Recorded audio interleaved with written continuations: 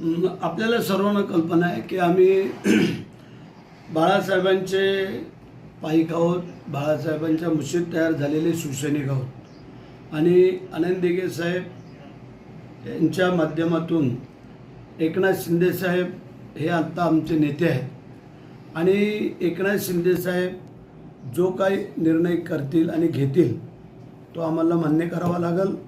कारण ज्या नेत्यांवरती आम्ही एकदा विश्वास टाकला, भरोसा टाकला का तो टाकला. आम्ही शिवाजी महाराजांच्या पुण्याने पावनभूमीतली मावळे आहोत.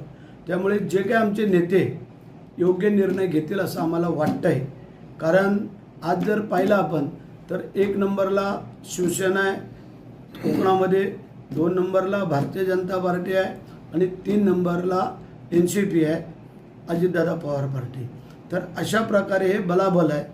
त्याच्यामध्ये आता आमचे जे काही नेते आहेत ते बसून मुख्यमंत्री, उपमुख्यमंत्री आणि सुनीताताई पवार हे तिन्ही हे दोन्ही उपमुख्यमंत्री आणि मुख्यमंत्री हे बसून योग्य निर्णय काढतील असं आम्हाला वाटतं आहे.